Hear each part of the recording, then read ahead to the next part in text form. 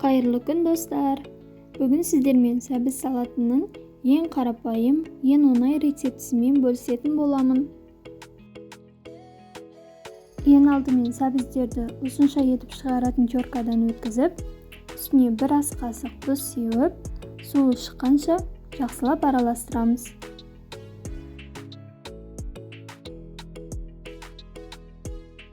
Пиязды кубиктап, майдалап тураймыз. Табаға 100 грамм май құйып, сол майға қызарғанша қуырып аламыз.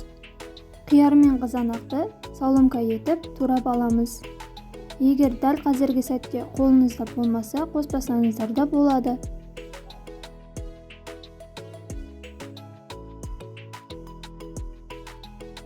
Бәрін бір ыдысқа салған соң, үстіне қуырып алған пиязымызды қосамыз.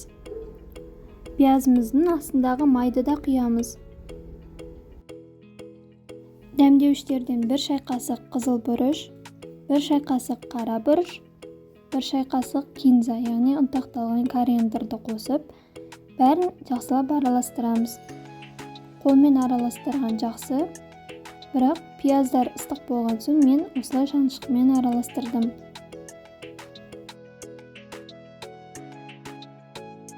Бізде осындай дәмді, тәбет ашарлық салат дайын болады.